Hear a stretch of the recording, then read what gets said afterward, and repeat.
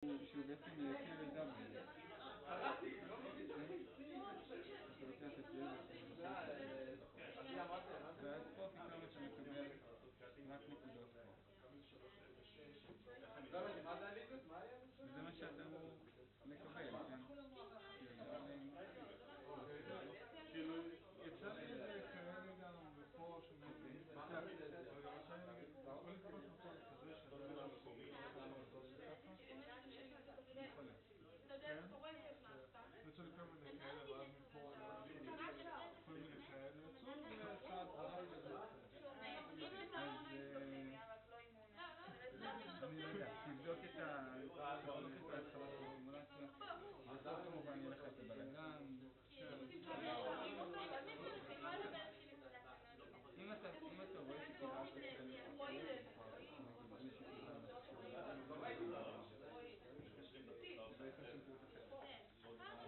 אבל זה גם מאוד תלוי מאיזה התניה קטנה אני מוצאים, אני סתם קראתי איפה איזה לא, בערכים מסוימים אז עושה לי משהו אחד, בערכים אחרים עושה לי משהו אחר. אוקיי, זה בסדר, אבל האנגלית איכותית זה אמור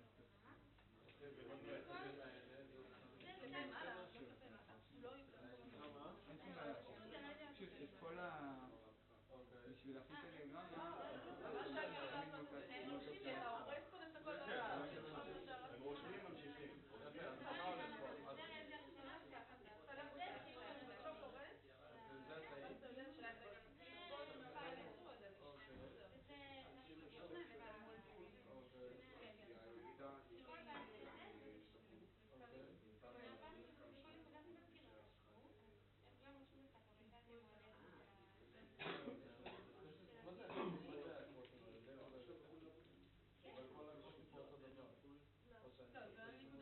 זה בגלל היחס הרטינה, זה ביחס הכל. זה מרכז אתה רואה את הרצפטיביות ביחס למרכז שערים. זה הופך להיות יותר ויותר אתה רואה שכולם בקצה השמאלי למעלה. למעלה. יש לך פלוס, בקצה השמאלי יש ריבוע שבו יש קיבול פשוט. אז זה אומר שבשדה השמאלי למעלה. כן, אבל ידעת שהוא 50 רבים? כן. זה ברביע השמאלי למעלה של הפלוס. אני מרגיש שאתה יודע את זה עכשיו בצורה אמיתית. רגע, אבל איפה כל זה עמודה אחת? כל זה עמודה אחת? בוא נגיד ונגיד בשלישי. אבל זה לא באמת עמודה. זה גם כמה עמודות. למה פה יש עמודות? כי זה צד האלכסון, הרי רוב אני רואה שזה אותו בערך אותו... יש... מה זה זה אז זה קצת באלכסון. זה בהתחלה הם הסבירו שאני לא יודעת מה איך הם מרקים בין הלוח אני חושבת שהם פשוט מראים פה רואים כסף יש ופה כמה חצי לא, אתם למדתם את פסיכולוגיה בלי לא, איך הם שירות העיניים של גודל קירוי, גודל... זה כאילו האלקטרודה, זה האוריינטציה בכל שמו להם עצורים זה האקסונים פתאום, עם הצ'ופצ'יקים כן, חדרו על חומר לבן. ומה העניין הזה רגע, מה זה הקווים הקצרים והקווים הארוכים? כי עכשיו הקופץ שלך הולך ככה, נגיד? אז אם אתה הולך עם קו ככה, אתה מקליט כמה, העמודות שלך הולכות ככה. אבל פה בדיון מדברים על זה שיש נגיד כאילו מכירים את זה. כן, גם רואים ברמת גודל צעים זה כבר קולם אחר אז כאילו רואים שהם עשו בצורה מעונה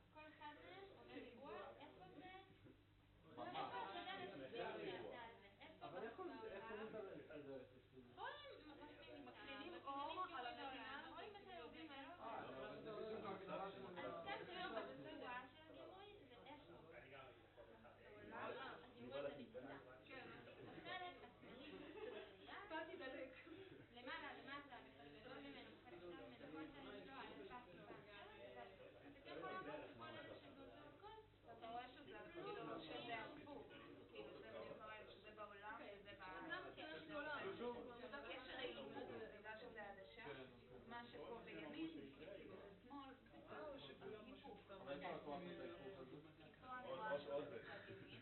עוד זה. לא, אבל יש שיטות ממש ראשונות היום. לא, שיחה זה אחד. לא, למדתי את זה 5 ו-10, אבל זה... הייתי מבלבל עם מה שאמרת. זה העולם, זה ה... לא, זה רשתית ורשתית. ההיפוך הוא לא מהעולם העין. מהעולם העין. אז שניהם זה על הרשתית? יש גם מה ההבדל ביניהם?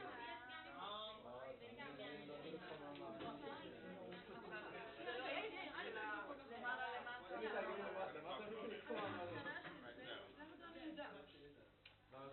הרבה מדי בשביל להגיד. לא, תבלבלי את הסדר. אז עדי, נראה לך שהיא מבלבלת משהו? אז זה כאילו אומר שזורים עמודות קרוסטליות? אני מעדיף תרגילים במטה, מאשר נכון. לא יצא. הם מדברים על זה שהיו מעט מקומות שהם הצליחו לעשות את זה. הייתי ספייק, זה ממש היה משהו אמיתי. אבל ככה, הם אומרים להם. אבל לא שאלנו, כי הם יכול ללמד ובסמיכות. ואנחנו קוראים אותם עד ימינו. 50 שנה. אני חושבת ראייה, אז פה אמרת עמודות קרוסטליות קשורות על ידי סודות. So I was Let's continue. זה לא רק גם הגודל של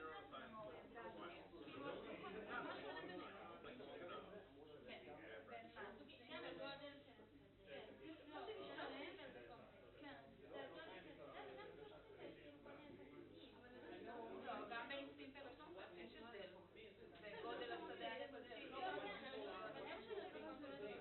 שעומד שווה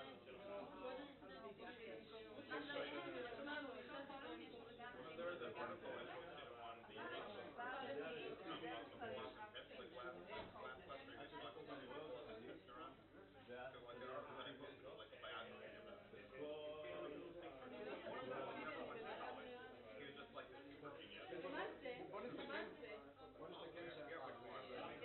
בוא נסתכל שאני לוקח ספיקר אחד, ספיקר 2. and then let the clock strike them out לא, and אני like לא יודעת לשאול. try זה to מה לא יש רוב.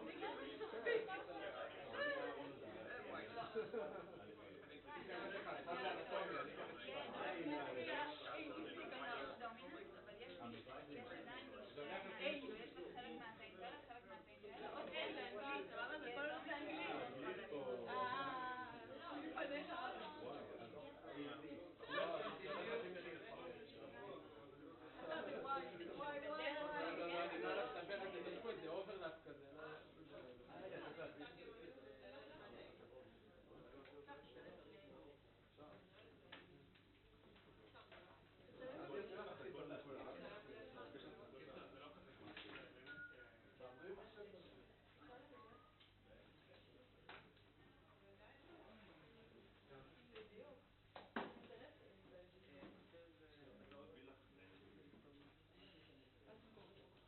Okay, so I mentioned the autocorrelation function.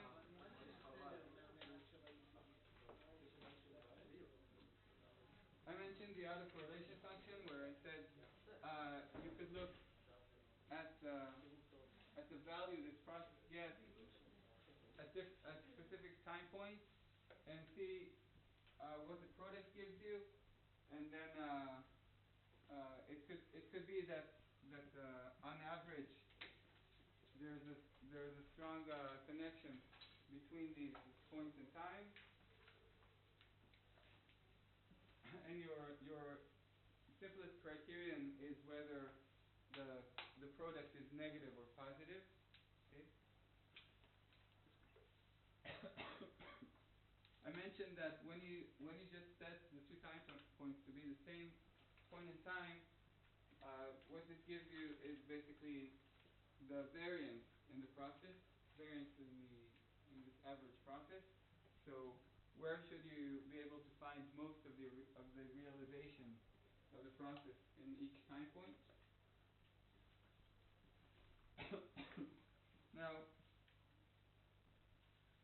a stochastic process is stationary, is a stationary process when these moments are not affected by a shift in time.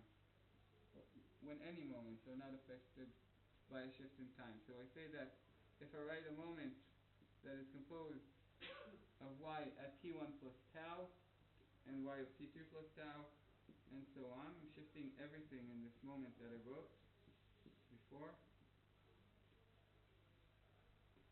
And this is equal to y of t1 times y of t2, so y of tm for all m, tau, and t1, t2.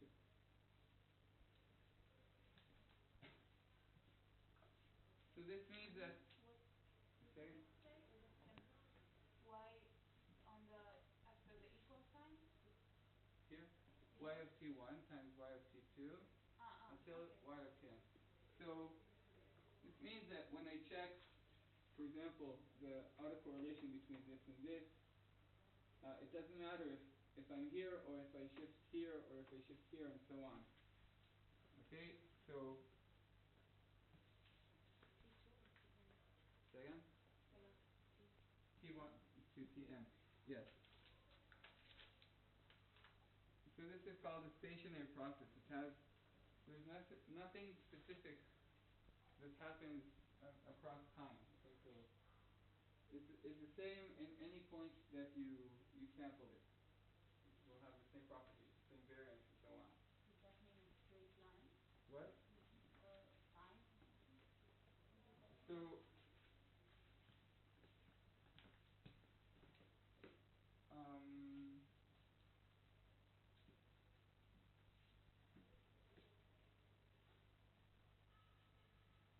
yeah, so it should be regular. I mean, nothing happens here on the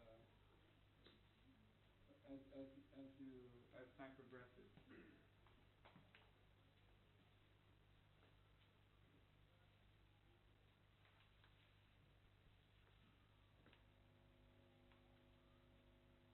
Yes. regarding the autocorrelation function, and this takes you too much back, and we should do it after class.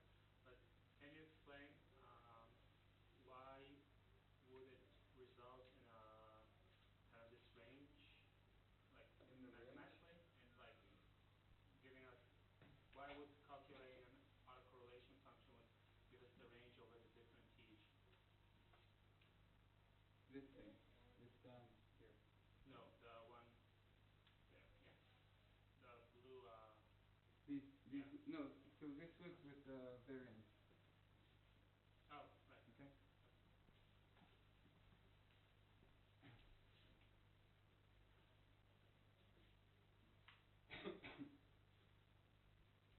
So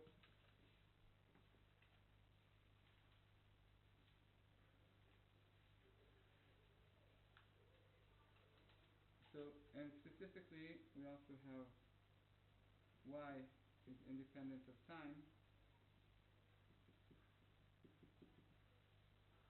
meaning that yeah, the average of the process, if I draw the realization, the average over all realizations, it should be straight and it's it doesn't go up or down or so on. Okay.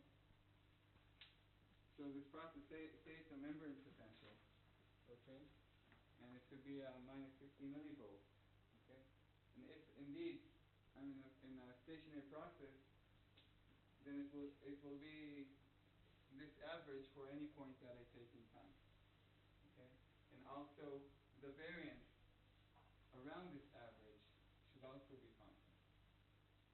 Okay. If you take this from experimental data, I expect you won't see this exactly, okay, probably because you don't have all of the realizations of the process. You're averaging over a lot of traces that you recorded, but it's not actually the whole set of the stochastic variable. When you said membrane potential, you meant like without action potential, just Yeah, just the steady membrane state. potential. Um, so this average over time could give you some value. Usually you would call this a DC shift, and often it is useful to talk about, I'll write it here, a zero mean process. You just subtract the average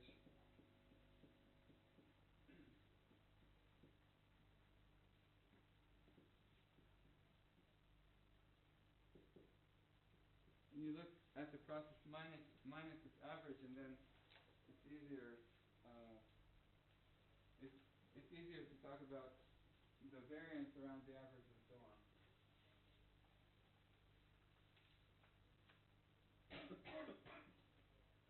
Okay, so the autocorrelation time of a stationary process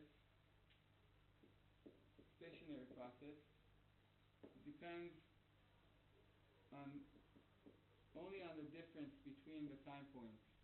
Okay? So you could take T1 and T2 like I said before and shift them.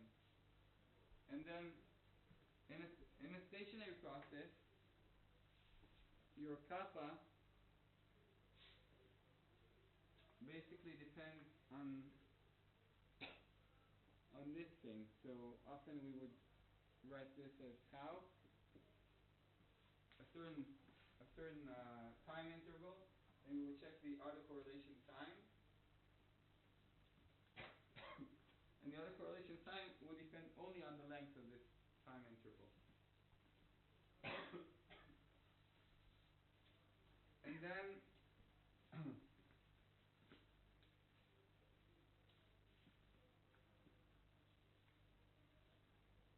And then say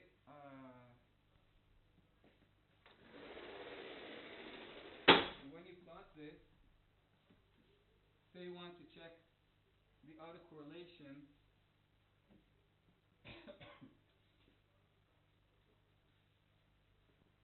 so this will be the tau, the length of the time interval, and this will be kappa of tau.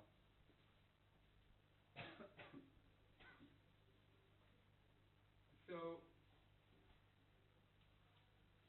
usually what you have is at tau 0 you get the maximum value. You always multiply the same point by itself. Say here. This is always multiplied by itself and then average.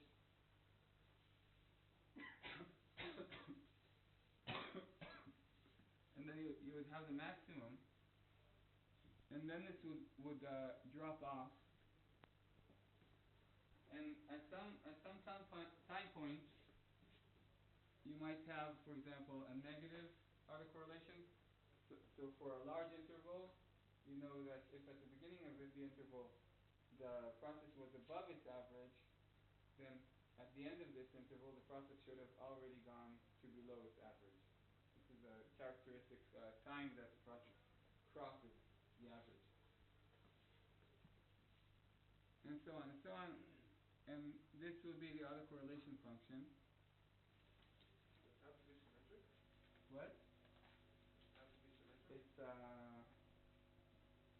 It's in a stationary process it will be symmetric. In a non-stationary process, well, the way you do it. So yeah. You define it as absolute value of Yeah. which is always. So So it has to be symmetric? yeah, by its definition. Then why do we... I guess if you would try to yeah. So why do we plot it with both sides if we... It's just the way people do it. I don't know why. It's true that half the plot is redundant. Yeah. And then I don't understand something. If you say that every point in the stationary process you have the same average Yeah. and the same variance. And the same So variance. why do you have like Because here I'm crossing?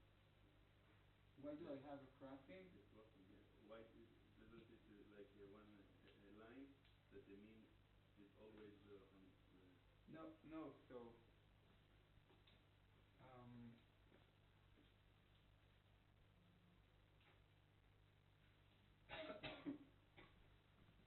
um,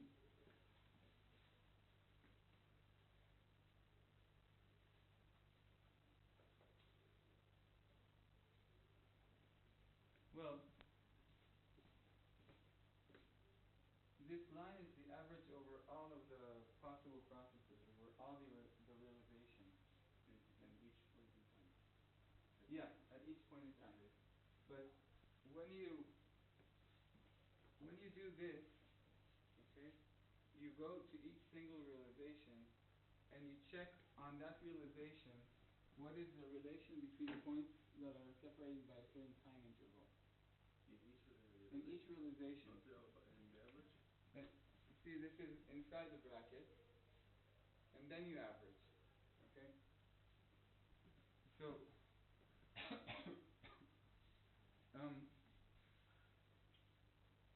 indeed, this goes to zero. I guess this should go to zero if you're in a stationary process, and yeah. It's just If you're in a stationary process where you subtracted the mean already, then that should go to zero. But this should not go to zero. yeah, it's just the difference between doing this like a lot of measurements, Mm-hmm. and each measurement you do the autocorrelation Mm-hmm. between these 2 points, Yeah. and you get different results if you do it afterwards on the average. This is Yeah. the reason it's not straight line or zero even. With who? The autocorrelation. Yeah. Because you do it before the average. Yeah. Yeah. Mm-hmm. Yeah, because this is inside the bracket. Okay. I think an example would be easy Example? for you. So, okay. Well, I don't have a concrete example. Usually we do it on experimental data, but okay. But say you have a membrane potential, okay, and we're going to get to this very shortly. Say you have a membrane potential, and you are going to take each time you are going to take 1 minute of recording, and you will treat this as a realization of the process.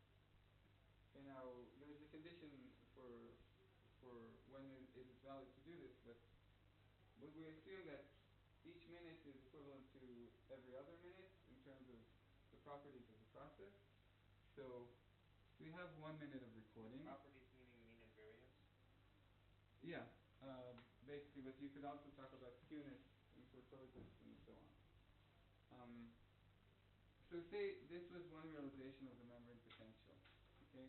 And then I'm trying to check the autocorrelation function. So this means that first I take the very small interval. I take this very small interval, and I check what is the product of the values of the membrane potential that are separated by this interval. So you can see here that usually it will be positive, a positive product. Okay. In one place it will give me a negative result, and this is also a positive product. And what are the axes here? What? The axes? This is time, and this is membrane potential. So I check for this small interval, okay, and I average. Okay, we'll leave it for now. But I check for this small interval, and I got maybe this value on average between all of the occurrences of this interval. And then I check on a larger interval, okay? It's just multiplication? Yeah, just multiplication of points that are separated by this slightly larger interval. So I get, on average over the whole process, I get this, okay? Now I'm taking a very large interval. So it will be this interval. or no, let's take a very large interval. So this interval, okay, and it occurs not many times, but a lot of the time it occurs, it gives me a negative product. So that will give me this. Now, this was only one realization. These things could be by chance. Okay, so now I do this for a lot of different recording periods that I have, like a lot of different 1 minute recordings that I have,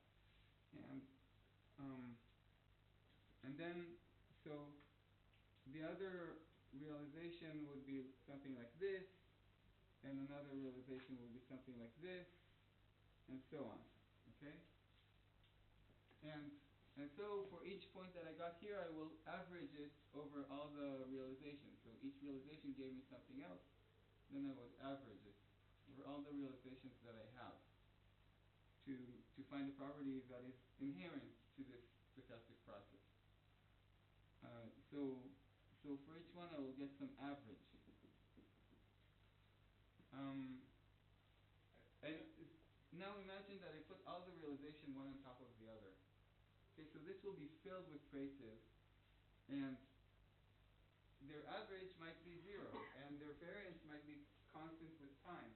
But the fact that I did this on each realization, first I went through the intervals, then this means that these points were multiplied by each other, so they survive. Information that you lose when you do the average and Exactly. This is information that I lose when I do average. The technical thing, Yeah. the intervals are supposed to be like starting from 0 to the end of the interval and then shifting it And then shifting as many it, yes, times exactly. as possible. Yes, as many times as possible. So it means that with the larger intervals, you will have less such Right. intervals, and there are ways of correcting this. So there are several types of autocorrelation functions. Just making sure I got this right. Every point on the symmetric graph, k is tau, Yeah. the function Of tau. yeah, tau, exactly. So every point, or there are groups of points, each belonging to different realizations. Yeah, exactly. So what I'm saying is that if I do this for one realization, I can make this plot, but it will be noisy. It will be affected by the specific realization. And I want to make this plot where each point in this plot is already an average over all the realizations that I can have. Okay? So I did it for one realization, and I got. So yeah, this is what I meant with these columns of lines, of Right. dots. So this is a fit. It's not. Yeah, it would be kind of a. No, but you average. But Yeah. Each point on it's the not line a is fit. an average. It's an average. But usually you don't produce all these dots. You produce only the final average curve. Is it informative though to produce the dots and see how thick is the dot fit?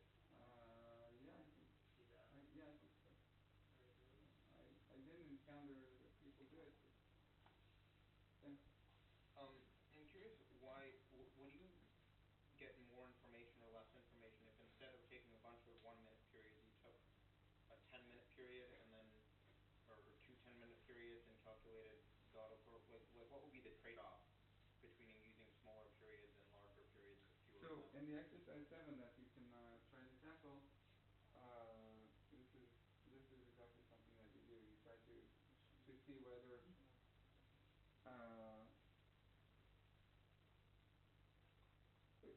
there is some trade-off. So you take this very long trace of data and you start dividing it into. Now we say I'll take 10 epochs, okay, and then you check whether these 10 epochs are indeed similar to each other, okay, and what you're trying to get is that your epoch is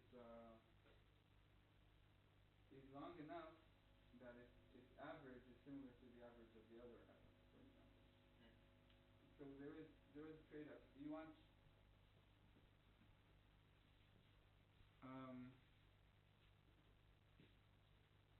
this is something practical that we just, because you don't have all the possible realization of the process, you try to take you try to produce to produce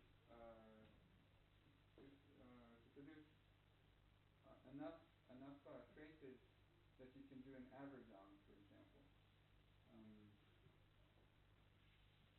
So I'm not sure how to answer this. Maybe. Okay, no, but I just wanted to know that it's a thing that is important to know. Yeah. In the exercise, you're supposed to get some experience with that.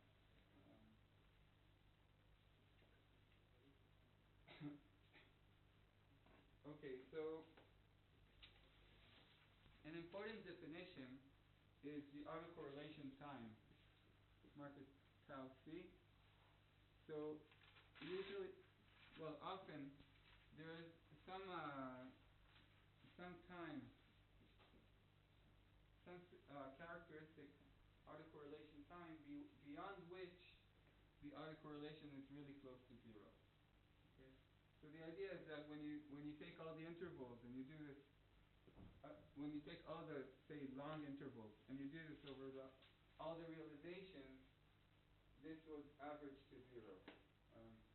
In some long intervals, you will have points on different sides of the average, and on some they will be on the same side of the average. But on the whole, it averages to zero. So if I continue my plots here, okay. So my realization says does this, and then I take this interval. So on average, it could be that there were 2 crossings, 3 crossings, 4 crossings. They are not regular in the time, the crossings of the average. So if the interval is very long, so on average over all the realizations, we'll get a product of 0. It will be very, very small. So, and this characteristic time is the kind of the time scale of the process. It means how many seconds must pass before the process loses its memory. Okay? Here, at this time interval, the process, after, say this is 2 seconds. So after 2 seconds, the process still remembers that 2 seconds ago it was on the other side of the average. Okay? After 10 seconds, then it doesn't remember what happened 10 seconds ago. There were several crossings of the average, and at different, they have different lengths of time. So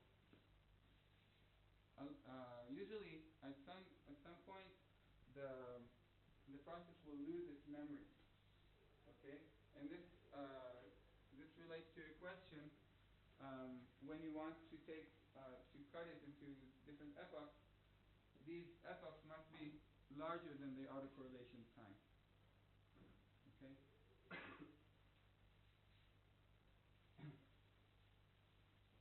So more strictly,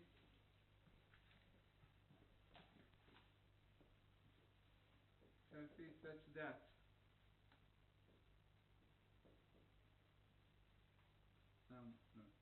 okay, kappa of tau 1, tau 2 is about 0 for T1 minus T2 larger than tau c. Okay, so this tau c, it's not the first time, it's not the point where the autocorrelation gets to 0, because we can have also these negative waves, these negative peaks in the autocorrelation. Like I said, the process remembers that it has an opposite sign. Okay? Also here, it remembers that 4 seconds ago it had the same sign. But at some point, these peaks will be very small. And, well, it's left to you to decide what is small, but we could say maybe an order of magnitude lower than this, 2 orders of magnitude, and so on. But the autocorrelation time is something that it's a very important concept. I'm still not sure that I understand how to know that when it loses memory. When it loses its memory? Yeah, in other words, I mean, I see the graph, Yeah. right? So how do you know that, like, at the second peak there, though it still Still has remembers memory? what happened? Yeah. Well, what I'm saying here is that characteristically this process, after 2 seconds, it will change its sign from positive to negative. Okay. After 4 seconds, it usually would already go back. Okay. So I'm telling you something about how long are the periods when that it spends above or below average. Okay. So I'm telling you, by this time, it usually already crossed and came back. It's usually it's already finished its excursion beyond the average. Mm-hmm. What you're saying, when it gets sufficiently close to zero, so what that means is that when you average all these epochs, Yeah. like at some point you don't really know where it's going to be. Yeah, exactly. Okay. Exactly. There were enough excursions, and the excursions are not consistent in their length, and so we can't know.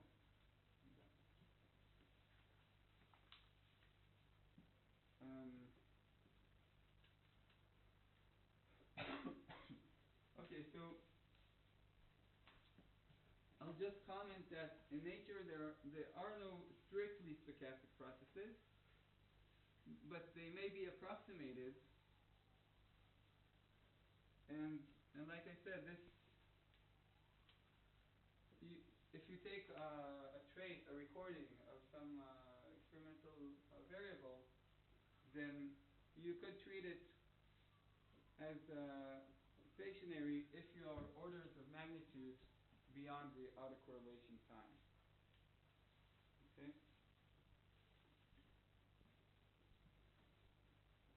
Yeah, and so there could also be a process with infinite correlation time. Right? It will never forget that it was kind of switched on in the past.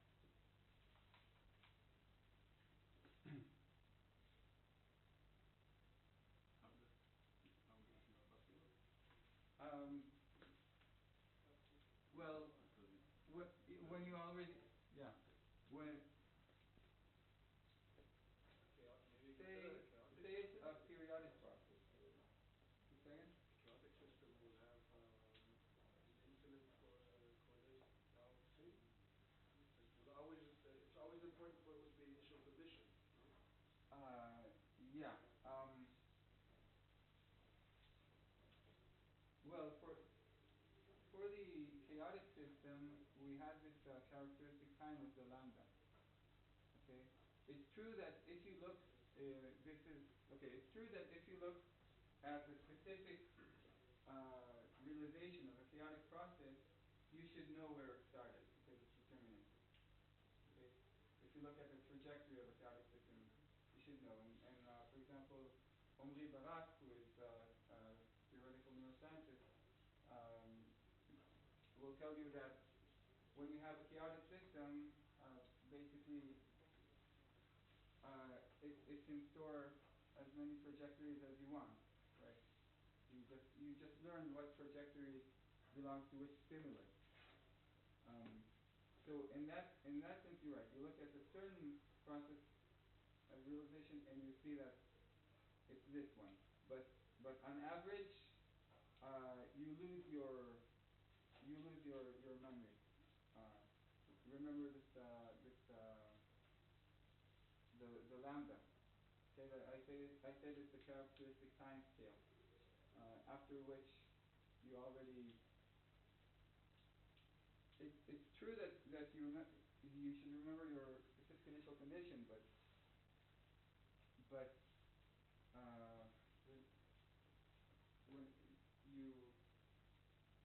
you don't remember when you were switched on. Okay, you are inside the strange attractor, and if you don't know the specific trajectory, you can't tell me when did you start the process. Okay, so along the transient that leads to the attractor, along that you can say, I'm not on the attractor. It's probable that I started 1 second ago because I'm not in the attractor yet. But inside the attractor, unless you know this specific trajectory, you don't know when you start. So you had a question that I was Now, beginning to if answer. it's oscillation, Yeah, and if it's an oscillation, then so you also can predict. the oscillation, No, the TC will be it will be infinite. Yeah. Okay.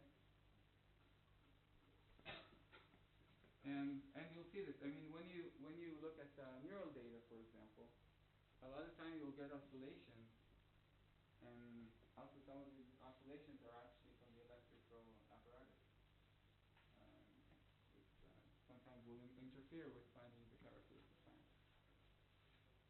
time.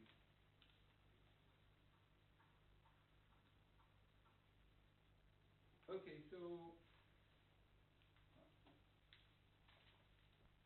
your stochastic process could have several variables. Okay, in neural networks, for example, you might look at the memory potential of different neurons or the firing rate, and then you would write kappa ij for a time interval. And okay, the generalization I think is clear. You measure how much the membrane potential of one neuron, for example, is affected by the memory potential of another neuron. So, say they are anti-correlated. Say characteristically for a certain time, this is negative. Okay, meaning that this neuron, say, it fired and then it inhibited the other neuron.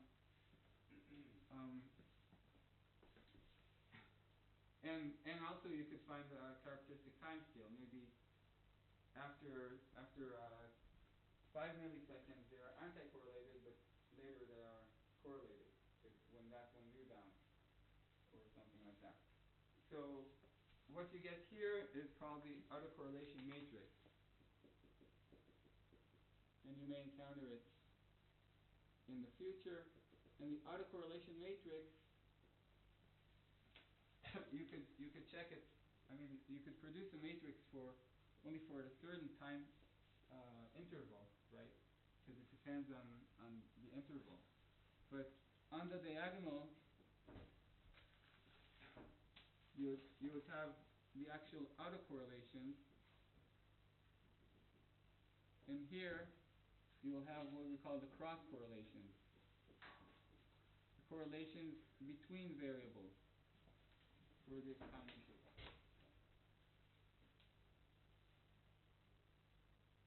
What's the difference between this matrix and The other one, that was the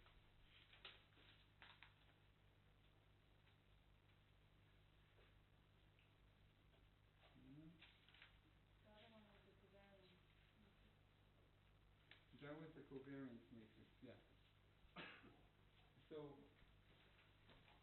here we have a process that progresses with time, and we look along this process at different time points, but the off diagonal components here are also basically they're like the covariance in that they show you the correlation between two variables. Okay. Only they show you it with as a function of the time interval. So at tau equals 0, this would be the covariance matrix. Okay, but we can do this for other times.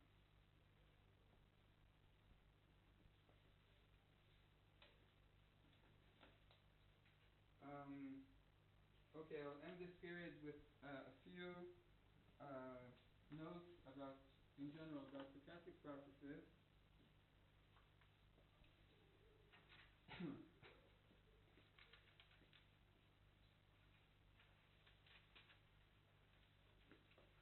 Okay, so um, there is a property of these processes that instead average. Okay, say you have um,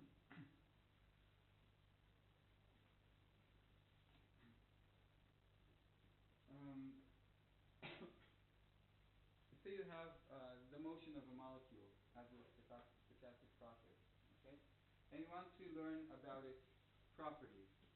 So you could track the motion of this molecule over a day, maybe, okay, and then you would extract the mean and the variance and so on, and the properties and the autocorrelation time. And alternatively, you could try to get many molecules and measure them over 1 minute, okay, and find the mean of that. Okay. The question is whether this is valid. Okay. So instead, you could average over time, or you could average over realization, and this is also called the ensemble. So the different realizations of a process make up an ensemble that is the stochastic process.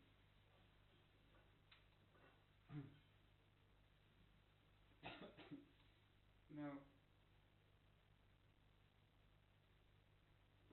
the condition where these two coincide is called ergodicity.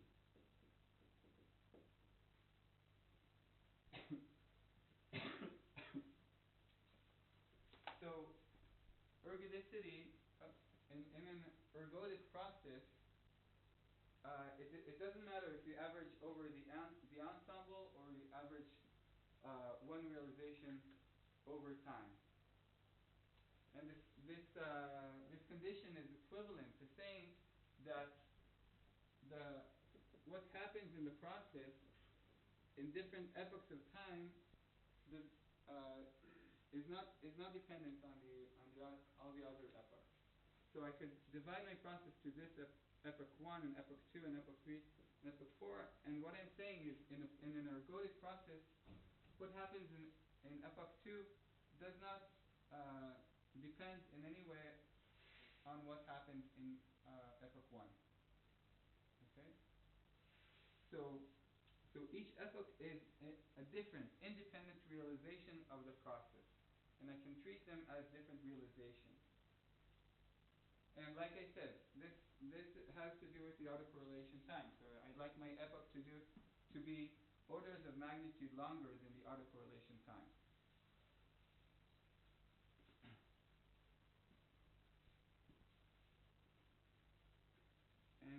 And so if I have 24 hours of neural data, and I don't want to treat them as a single realization of a stochastic process, right? It is possible that in these 24 hours, I have a lot of realizations of my process, and I can average over them and learn something, and not confine myself to saying that this was only one example of the process, only one realization of the process. Okay? And do you understand what I mean? Instead of having n equals 1, one realization, it might be valid to divide this into 100 realizations, and then say, on average, this realization has these properties. This process. I have 100 examples of a stochastic process, and the stochastic process has this average, this variance, this autocorrelation time, and so on. Does that mean that we're assuming that the process is finite? What do you mean finite? In time? Yeah. No, If you we're not can assuming epoch that. it, if you can epoch it and say that up until this point is one process, and then up until that point is another process, so doesn't that mean that the process stops at a certain point and you're starting again? Yes, yeah, kind of. Yeah, exactly. I'm saying that if the epoch is long, it's a different realization in each epoch. It forgot. For example, it forgot the value of the stochastic variable that controls it. Okay.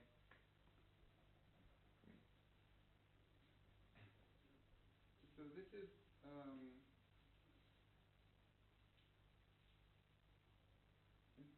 is the property of ergodicity, and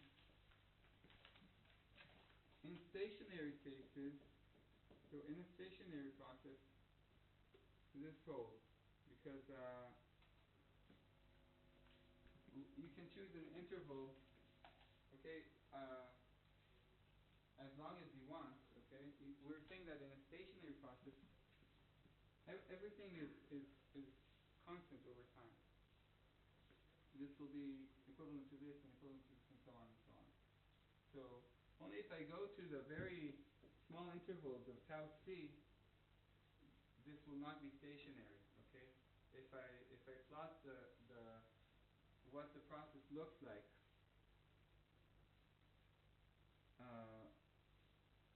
along this interval, well, on average, I might get 0,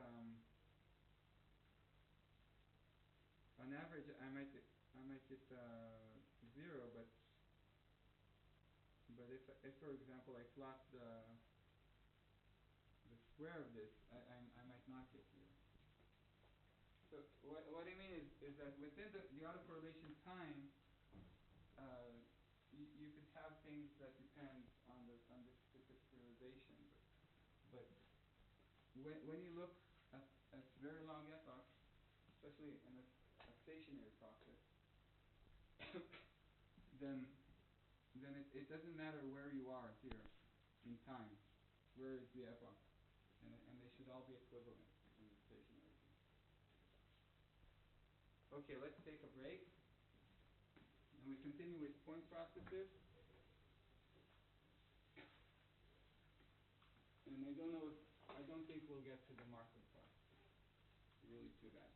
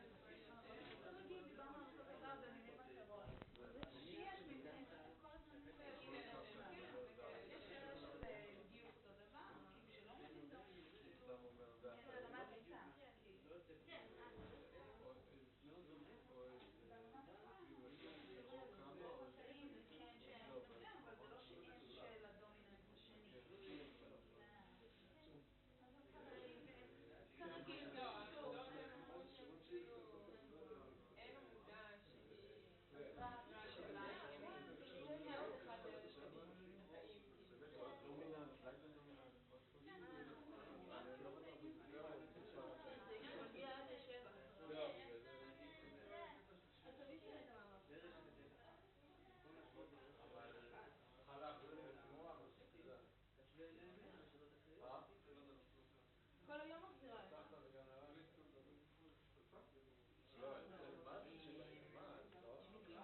גרתי בדירה החל מדצמבר של 2014 ולא התקבל בשום חשבון, ואני נורא רוצה לשלם, יש לי את עכשיו קיבלתי בכלל לדירה, פשוט לא הגיע לשום מכתב לדירה, ועכשיו קיבלתי בעל הדירה את המספר זיהוי נפש, עכשיו רציתי לשאול מה אני אמורה לעשות, אני עוברת מהדירה ואני לסגור את כל החשבונות, שלא יגיע שום חשבון ארנונה, וגם אני סטודנטית, גם אני לא עובדת בזה. למה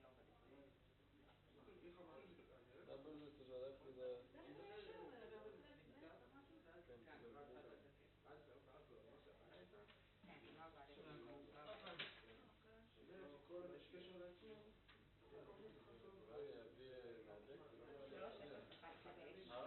3-0-1-7-0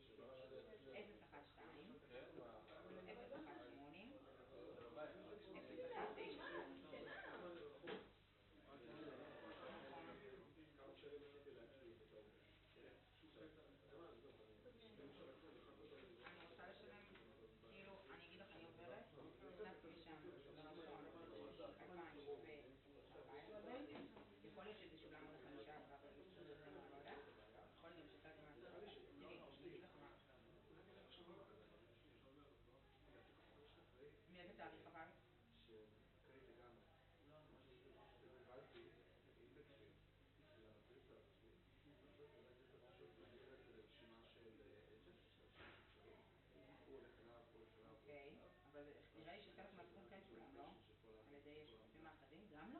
זה לקוחות בחברה אני עסקית. בטוחה ששותפים אחרים לא שילמו את זה, להפך, זה תגידי לי, זה ערך של 85, כניסה ג', קומה שלישית, או דירה 6, כתוב לך את זה? נכון. ואיך זה שלא כי הם אמרו לי שהם שילמו חלק הכספים האחרים, אני לא יודעת, נורא מוזר לי.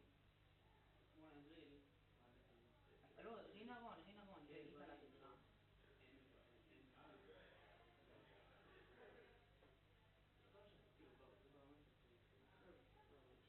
שגם לא שילמו? אם אני עכשיו אומר נותן לי רנדום, אני פשוט ביקשתי שני רנדום. רגע, באותה דירה? מה שאני מקבל פשוט זה שמה של אינדקסים, שזוגות אינדקסים. כן, כי אני עברתי הדירה בתאריך הזה. רין ארון היא בעלת הדירה, אבל יכול להיות שיש שותפים אחרים, אחד מהם שקוראים לו דוב אולי, אני לא יודעת. לעשות רנדום, עכשיו תעשו אחד עמודות, לעשות שיפט כזה. סבבה, בכלל. זה ממש לא. תסתכלי רגע, אולי שילמו על משהו מ-2015, כי מישהו אמר לי, אני חושב שילמו, או שזה תוך כמה ימים זה מתעדכן אצלכם. התחלתי לו לרוץ על הרשת הקרית גם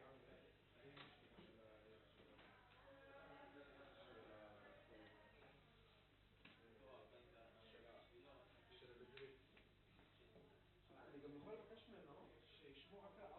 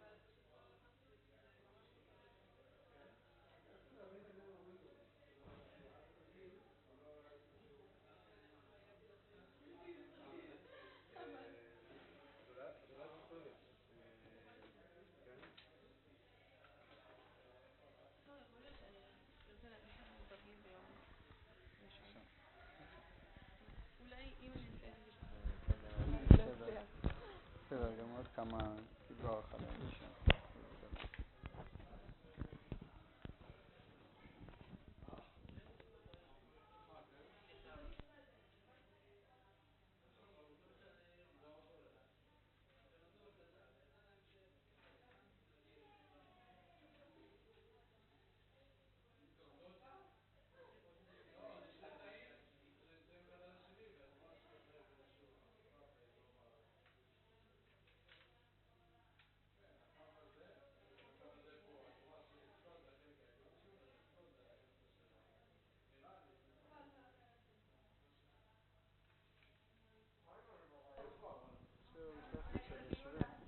כאילו זה קצת אומר שכאילו אותו תמיד יהיו אותו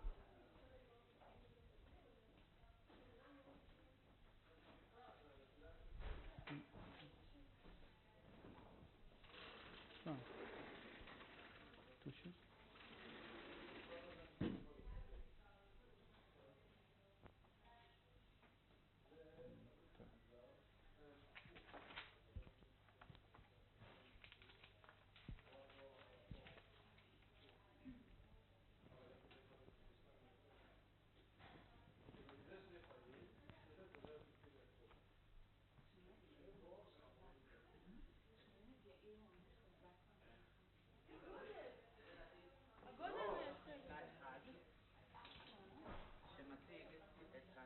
יאיר, אני רוצה להתחיל.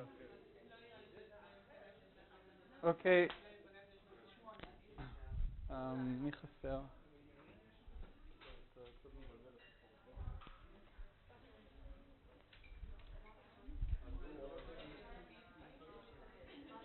Okay.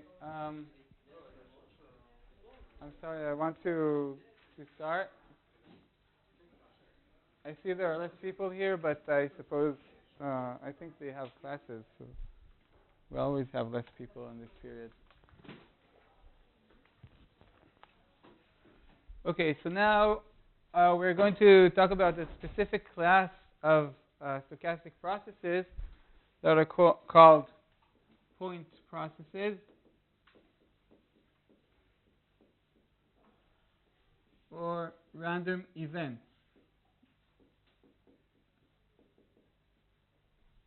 So the important word here is events. These are events that on the time axis will be registered as points. Okay, there is no y-axis here, just times where an event happens. For example, spiking of a neuron, or a classic example is customers arriving at some booth. Okay, so we are looking at these events that are discrete in time, discrete number of events with a certain exact certain points in time.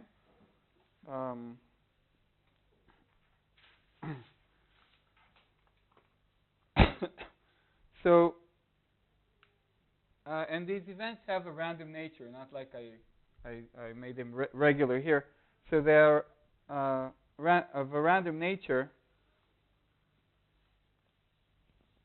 and this, and then they lead us to talk about a point process.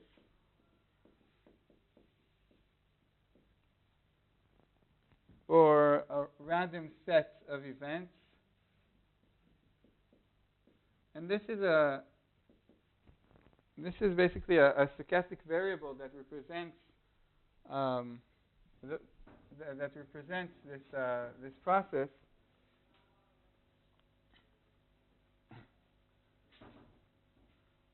Okay, so let me be more clear about this. We're talking about this point process, which is this is actually a sample or realization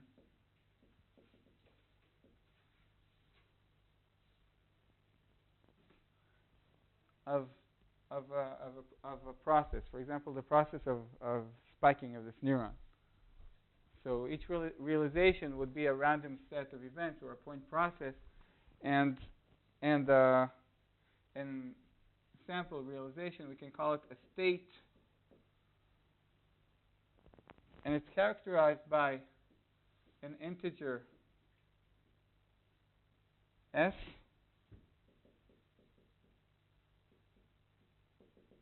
representing the number of events.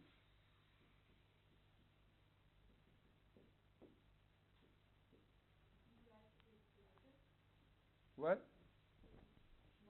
Small letter, yeah, small s. And it's also small. Okay, and s real numbers denoted tau sigma, specifying the times of events.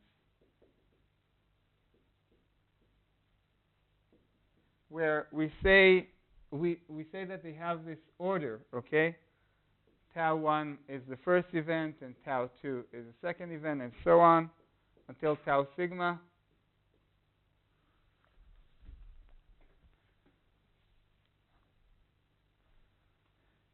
So this is basically a stochastic process with these variables, and they are random variables. You have one random variable that is the number of events that you have in this realization, and the other variables are the time points in which it happened. Now, this is not like the stochastic process that we spoke of before. No, okay, I won't say anything about that yet. But think of this as unrelated to the fact that we are also progressing in time. Okay?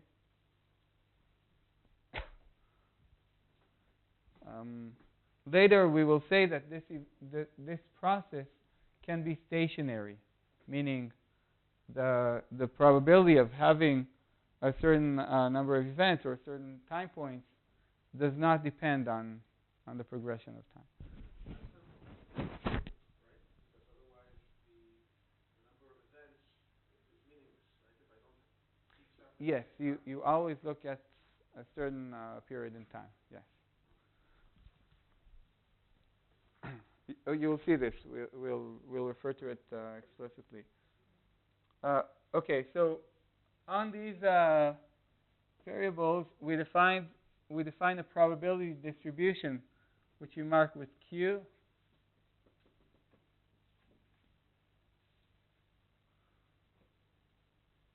Okay, so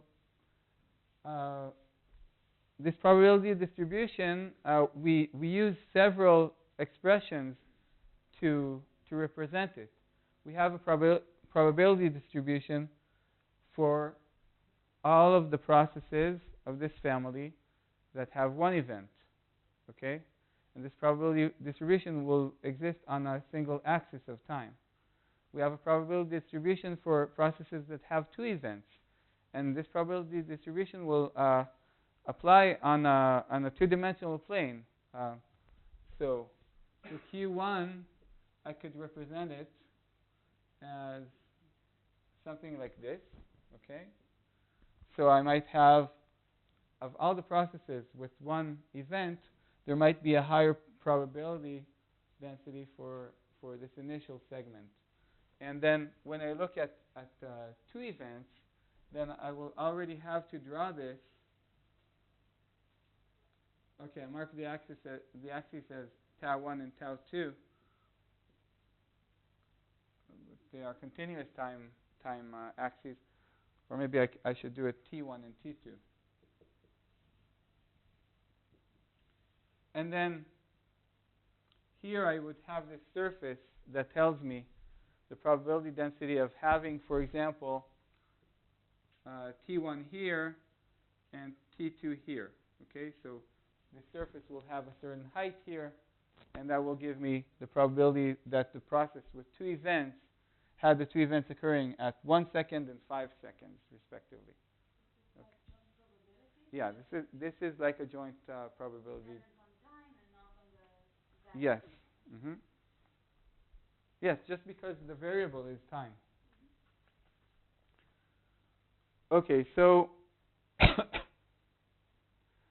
So in this probability density, it should be, of course, normalized. So I'm writing the normalization condition, which we will use later also. So we must add the integrals on the probability densities, meaning the integral on Q gives us the actual probability. Okay? So this next one will be a double integral.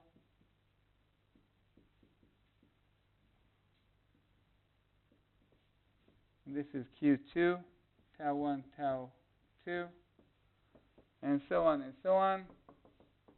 And they should all add up to 1, of course, because this is a probability density. So this is the probability that there will be no events in the realization. This is the probability there will be one event, the probability that there will be two events, and so on to infinity, basically.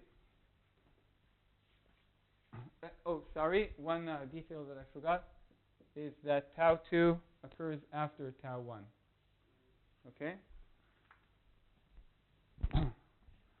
Well, I'm adding it here, but what we do is basically, in order to simplify things,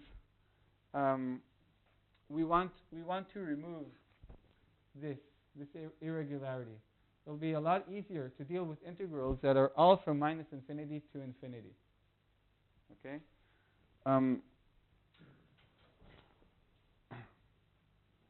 So what we are saying is that we are trying to remove the importance of the order, the importance of tau 2 happening after tau 1. We are going to say that when we have two events, it's exactly the same if one of them happened at 1 second and the other at 5 seconds, or vice versa. Okay? We kind of remove the identity of the events. We just care about their times from now on. Okay? So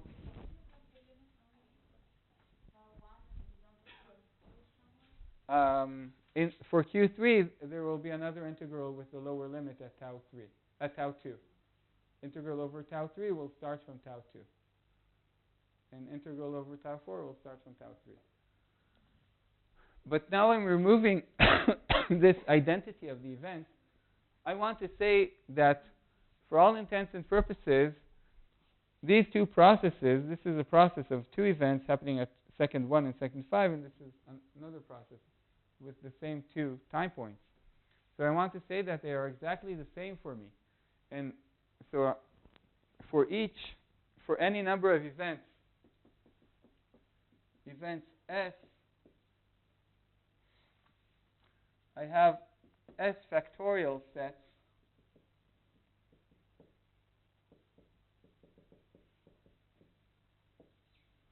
that are identical apart from a permutation. Identical apart from a permutation. Okay?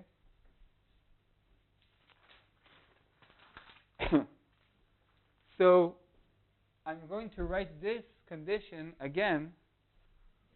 Why is this, not just in theory, what, like if an event is at 1 and then one is at 1 second and one is in 5 and the others, why are they the same? No, the event at 1 and the event at 5 are not the same. Okay. But I'm saying I have two events. I'm calling one of them tau 1 and one of them tau 2.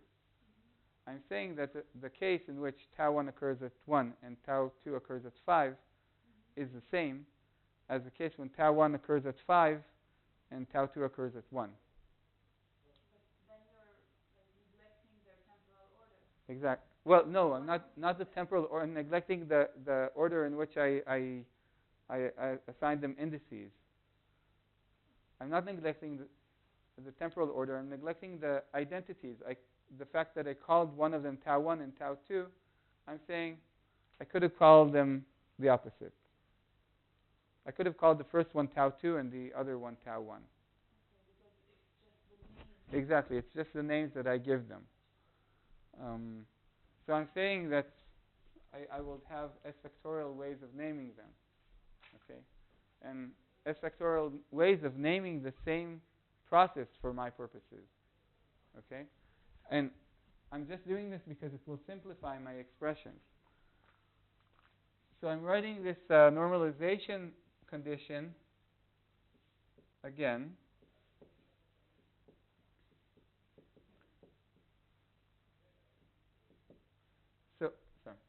So now I'm going to write the integral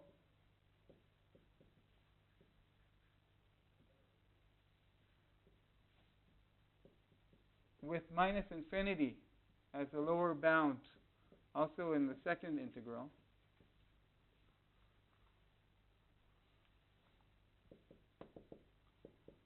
But I must make a correction, okay? This is not equal to this, right? I have basically, I have S factorial ways, like I said, to name the variables, and so my correction is dividing here by 2 factorial. So you could think of this as an integral over all of this area here, where T1 smaller than T2. I'm confused. So T1 is 1 and T2 is 5. Yeah. All of this area here, where, so this is the integration over all of this half of the plane. Okay? And I want to write it in terms of this integration over the whole plane. So I must divide by 2. Okay? And so on. If I have this in 3D, I'll have to divide by 3 factorial. And so on.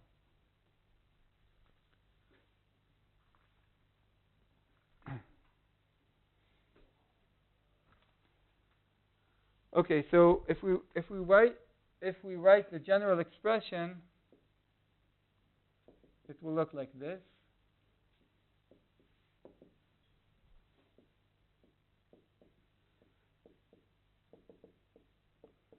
I'll leave only one sign of integration here, but all the dt's, dtaus.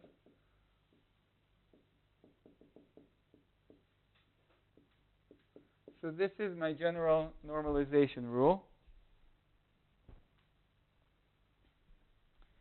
Now, in principle, our definition here does not treat the cases where 2 events happen at exactly the same time. Okay? But for our treatment, we are just going to say that the set of points where this happens is of order 0 in our space of time. So this would be this diagonal in 2D. It's a line on a plane. On the 3D space, it will also be a line. On hyperspaces with higher dimensions, it will also be a line. Well, actually, no, it will be many lines, but they will still be it would be a 0 volume out of what we are considering. So to simplify things, we're saying that we are neglecting them, or we could just say in advance that we define our event as not including, it's impossible to have 2 events at the exact same time. In a neuron, this is clear, okay? It doesn't make 2 spikes at the same time. But if you're considering customers at a booth, you will say, we only accept 1 person at a time, okay? I like the example in the book. It says the serving window is not one for marriage licenses. Okay, so now that we have this normalization for the probability densities, we are going to go a bit further, and we are going to say that we define functions on the same state space. Okay, so say I have the state space is the family of processes that I'm considering. The state is a realization. Okay, so that will be, for example, 3 spikes at these certain time points. Now I want to define a function on this. You could think of any functions. You can think of a function that would just be the number of spikes, or the number of spikes within a certain time interval. That's what we're going to do, but you can define other things, like, I don't know, the interval between the time points, or so on.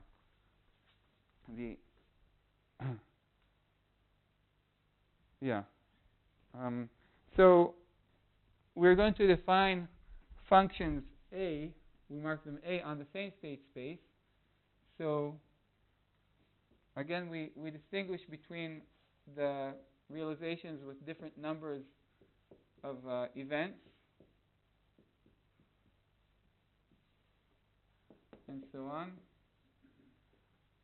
Yeah, up to AS.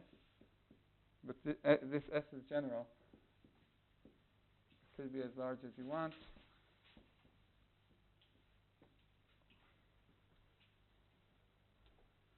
And a lot of times we would like to look at properties of these functions. Okay, so for example, the expectancy of A, and we use the same considerations that we had before. So the expectancy of A is based on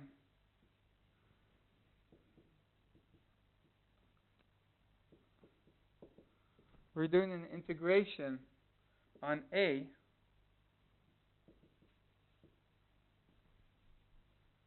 this is AS with tau 1 going up to tau S, and QS from tau 1 to tau S, and all these differentials.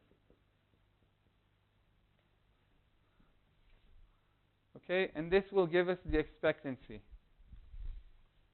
Okay, we multiply every value that the function can get, okay, by the probability of its occurrence, or we integrate and we weight it by the probability density for this for occurrence of this in this state, for the occurrence of this state.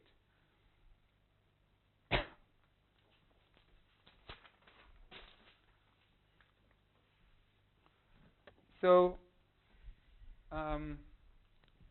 okay, I'd like to mention that what I'm doing here is I'm giving you a basic introduction to this type of processes and this kind of language where you are writing a process as having events, and you're considering the number of events, and you need to integrate over the probability density according to the number of events. It's a kind of, I see it as a kind of language that we speak when we deal with stochastic processes. And part of the purpose is that later, when you see this in the course in neural networks, then next year for most of you, then you will already know the basic terms and have some experience with these integrals and basically some tricks that we do in order to simplify matters, the tools that we use on this type of expressions. So now we are going to present this on a very simple tractable property. There will be the average number of events, or we call them dots, in a certain time interval. So say that we define some time interval from TA to TB.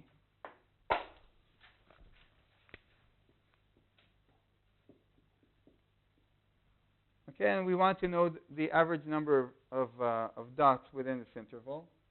This would be, we call it n, and we have this expectancy. But remember that our integrations for finding this expectancy, it should happen, it should basically, basically we're looking only for dots in this range.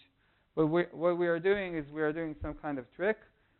We are going to define an auxiliary parameter or variable, chi of t. This is an indicator. And it gets the value of 1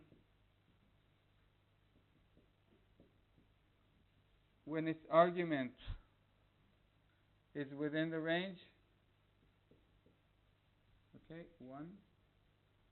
When its argument is within the range T1, TA to TB, and it gets the value of 0 otherwise.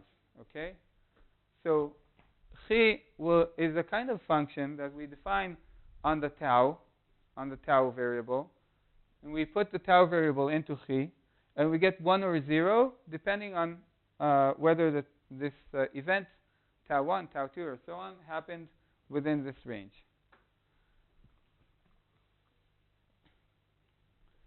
So n is represented by the sequence of indicators for each of the number of events. So it could be 0, where you'd actually, for 0 events, you can't have an indicator. For the case of 1 event in the realization, chi of tau 1. For the case of 2 events, chi of tau 1 plus chi of tau 2. So you could have 0, 1, or 2 events, and so on and so on.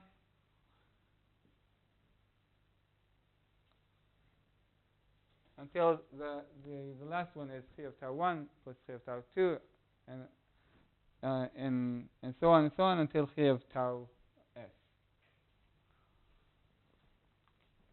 Okay, so now we want to say what is the expectancy of n.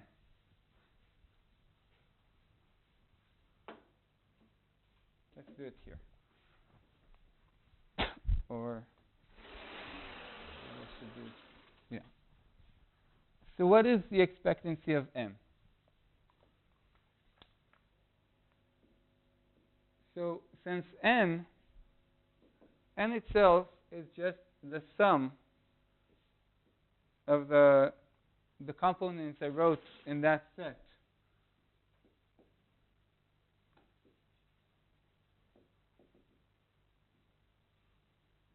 Okay, I can start from 1 because for 0 events I just had 0 there. I start from 1, chi of tau sigma for sigma equals 1. And yeah. So what I'm saying is that in the realization that had one dot, one event, I just have chi of tau 1. The realization that had two events, okay, will have here a sum chi tau 1 plus chi tau 2 that could give 0, 1, or 2 for the total number of dots within the range. And we want to find the expectancy of this.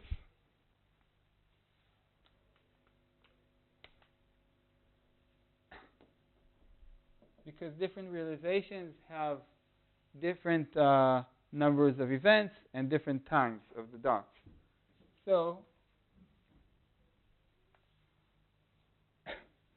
finding the expectancy means doing the integral over all the relevant time axes. And inside the integral, of course, we have the probability density.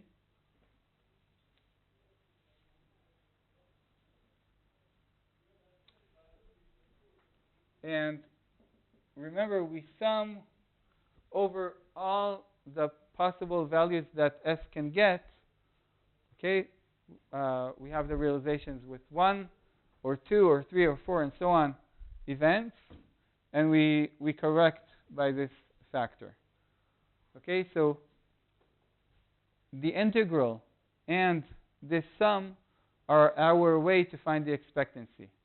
Okay, we go over all the possible numbers of events and all the possible timings of events, and that way we cover all the realizations. And now what we have here, like we had our function A, okay, will be our function n, that is actually a sum on chi.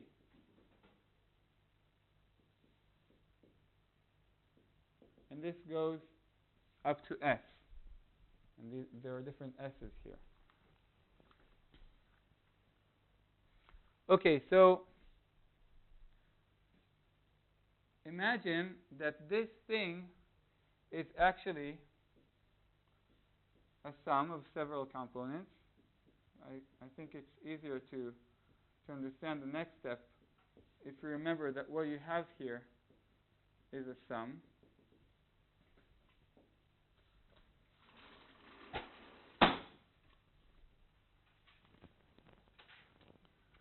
And then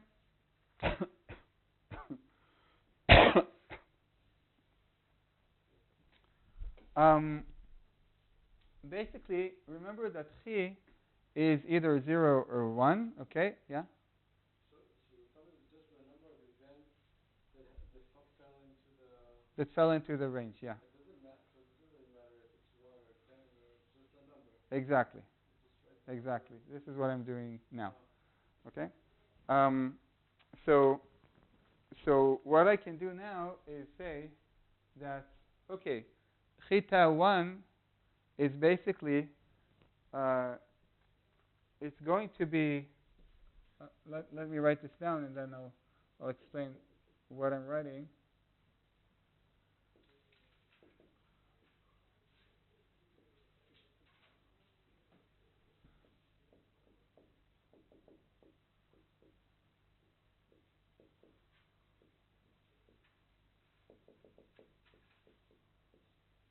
Okay, so I copied that, and only without the sum of chi's.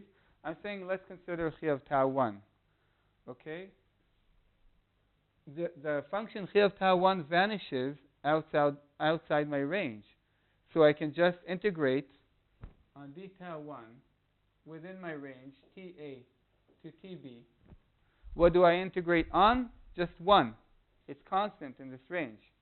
Okay, so basically I could write here 1. But of course it's redundant. So I took out the indicator for tau 1. I said if tau 1 did not occur in this range, everything vanishes. So the integral over tau 1 is from ta to tb, integral over just 1. And there I took it out.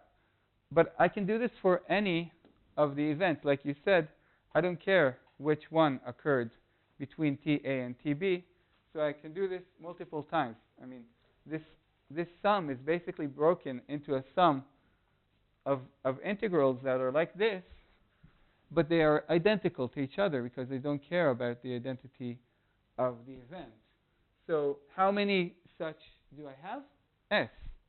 Okay, so I divide by S. And I remain with S minus 1 in the factorial.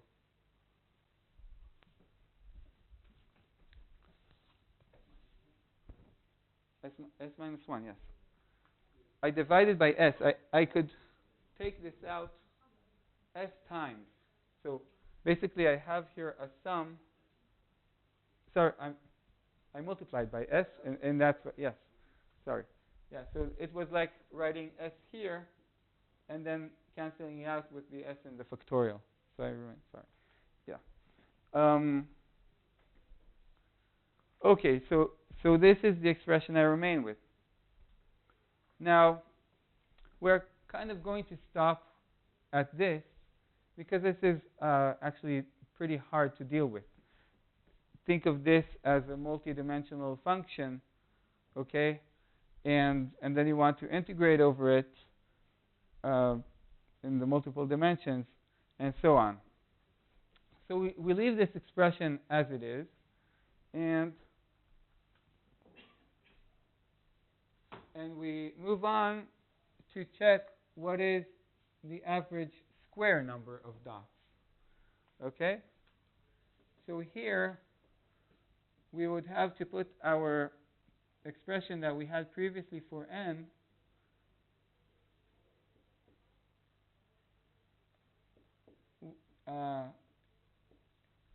to put it squared, okay? And then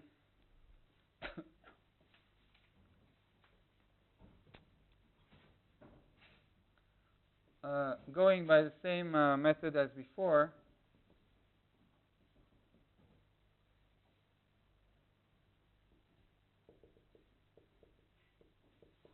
I'm just going to write QS for now. Okay, I'm skipping all the notation. And writing this squared means that I'm doing this. I have this sum,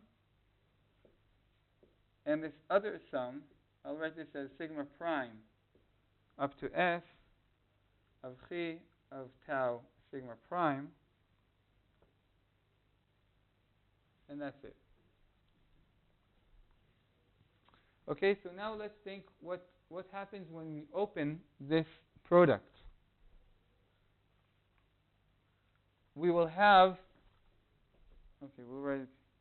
So this is chi of tau 1 plus chi of tau 2 plus and so on times chi of tau 1 plus chi of tau 2 and so on. So when we open this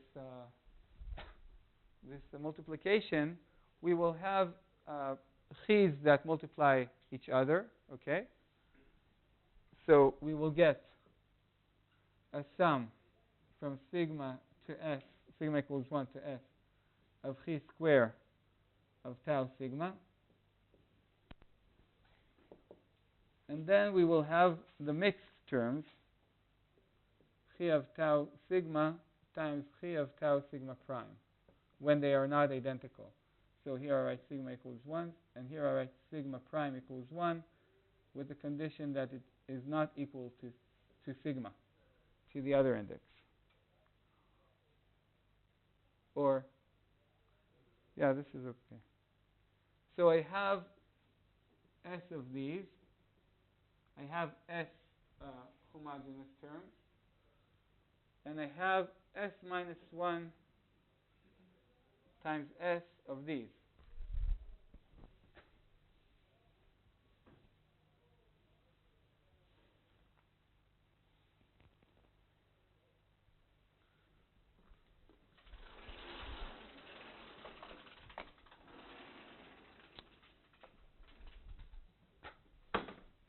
Okay, I'll write it here.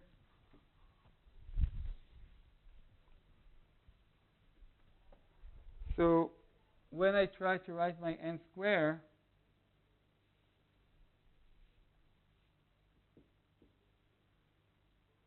I got, because I had s homogeneous terms,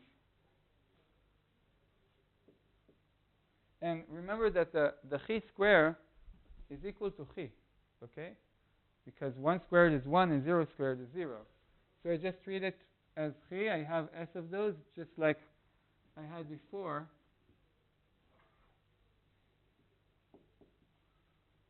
From CA to TB. Just like I had before, I had here a sum of chi's, only squared, it doesn't matter. So I took, every time I took one of them out, I got s such expressions, and then I canceled it with this factorial, with the s in the factorial. So d tau 2 and so on, d tau s, and qs, plus here I have I have d tau 1 chi of tau 1, d tau 2 chi of tau 2, and here this is from d tau 3 and so on, d tau s qs.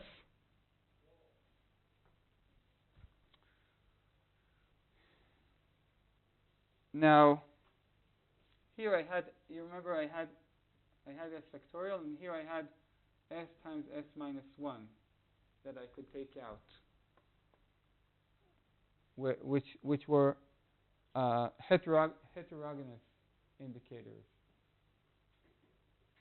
I took from my sum,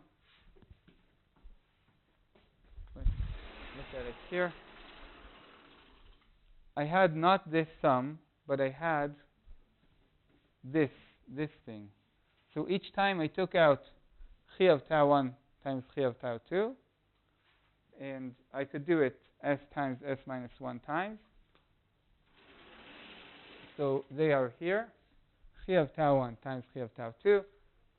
Basically, since everything vanishes outside of my range, the indicator vanishes, I could write it like this. And here I cancel the s times s minus 1, and I have s minus 2 factorial.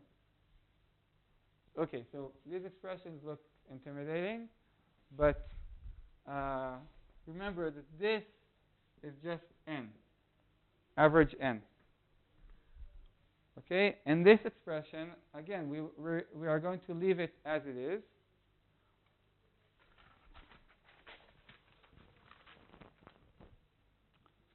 And basically what we do is we take these expressions and we give them symbols. We give them names. Fn for times t until Tn. So F1 of T1